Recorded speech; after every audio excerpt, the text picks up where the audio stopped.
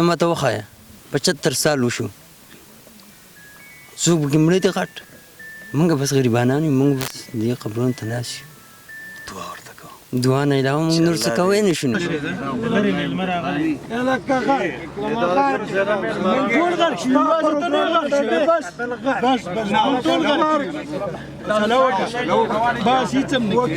درې ملګري وو هغه پکې زخمیان شو دا درې چې کوم دي دا پکې شهیدان شو نو ډېره د افسوس خبره ده څه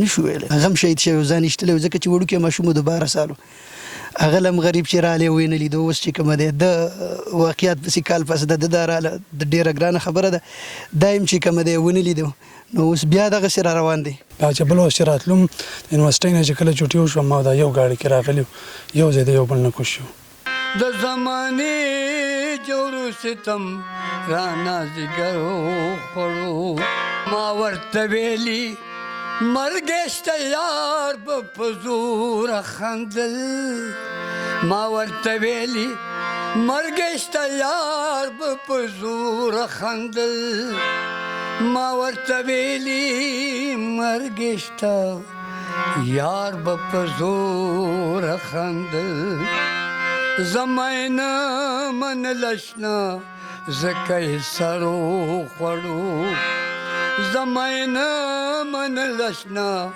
زکه سرو خوړو. السلام علیکم ورحمۃ اللہ وبرکاتہ. ګرانو کتونکو شاهد خان شاهد هم د باجوړ په خاوره یقینا ټول امت مسلمه به خبرې چې په باجوړ کې پرون کومه سانحه شوې او بلا شهیدان ورکړو ډېرې میندې په زړه سورۍ شوې او بلا تور سرې کونډې شوې ډېر ماشومانان یتیمانان شو. شاته یو قبر دی او دلته په جنازه کې موږ شریک وو. په دغه قبر هر یو ورور او هر یو د تره زوی راځي او پرېوځي. ویر غوغا ده پې جړاګانې دي ځکه د کوره وتلي او د ملګرو سره دغلته ورغلي او پای کې د دوی لاشونه رالل شهیدان شو. بیا پکې د چا لاس د چا خپې د چا ګوتې او د چا غوښې چې تر اوسه پورې د دریو لاشونو پہچان پکې نه کېږي څه پکې ورک دي. راغلیو جي هغه غمزده خاندان له دوی سره به خبرې اترې کوو. کتونکو دا د هغې شهید قبر دی دلته هم جي ځکه دا ټول یو خاندان دی یو خپل یو رشته دار دی. د دې رور سره به خبرې کوو. السلام علیکم. وعلیکم السلام. خیر دی شکر. دا ستاسو څه دا زما د تره زوی و. جی د به څه کار کوو؟ دا خو چې کوم دی دا د LLB تړلی دی کو 4th year سټوډنټ و او پرون پرون دغسې دا د ملګرو سره لاړې هغه هم زموږ بېرته خپل کسان دي باره هېڅوک نه و خو بس دا ورسره شوی دی ساتلو بیا په دې واقعه کې وسه هغه چې کوم درې ملګري وو هغه پکې زخمیان شو دا درې چې کوم دي دا پکې شهیدان شو نو ډېره د افسوس خبره ده څه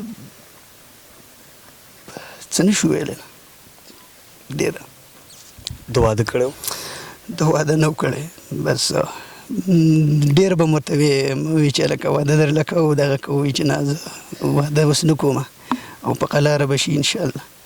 پلار یم چې کومه دی زموږ تره چې کوم دی هغه په خپله سعودي کې دی یو کال نیم مخکې زموږ بل د دې کشر ورور هغه هم دغسې تقریبا د 12 سالو هغه هم شهید شوی ځان ایستلی و ځکه چې وړوکی ماشوم و د 12 سالو هغه هم غریب چې رالی ویې نه لیدو اوس چې کومه دی د واقعیت پسې کال پس د دا راله د ډېره ګرانه خبره ده دا هم چې کومه دی ونه لیدو نو اوس بیا دغسې را روان دی نو ډېره د افسوس او ډېر دروند غم دی نو ټول دروند غم دی یو نه دی دوه نه دي درې نه دي څلور دی بل هم خوری دی هغه هم دغسې شوی دی ټول دغه کېږي. بل ستاسو پکې خوری مو هغه هم پکې شهید شوی دی هغه هم بېرته افسار هم کله یو طرف ته منډه کله بل طرف ته منډه دا ملګري دي د غریب راغلي دي څه د مردان نه د پېښور نه هغې غریبانانو ته ځان نه ډېر زیات په سختو په تکلیف به را رسېدلي ځکه چې د حالات داسې وي چې په غونډ باجوړ غم په یو ځای باندې نه و په غونډ علاقه باندې څنګه به راغلي څنګه به نه راغلي اوس هغه غریبانان هم حیران شوي چې چا ته موږ لکه مثال کې چا خواله ورشو چا نه تسلي وغواړو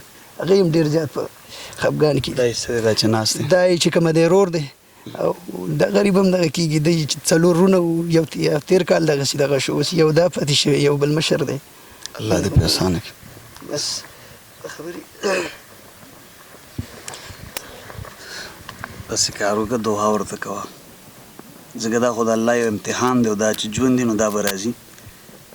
دعا ورته کوه.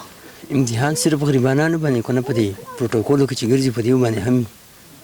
ته ماته وښایه 75 سال وشو، څوک پکې مړه دی غټ، موږ بس غریبانان یو، موږ بس دې قبرونو ته ناست یو. دعا ورته کوه. دعا نه علاوه موږ نور څه کوی نه شو. الله دې شهادت قبول کړي. زما کلاس میټ هم 3 کاله موږ یو کمره کې تیر کړي، یو ځای هم تیر کړي، په یو کلاس کې هم تیر کړي، په یو بینچ باندې هم تیر کړي.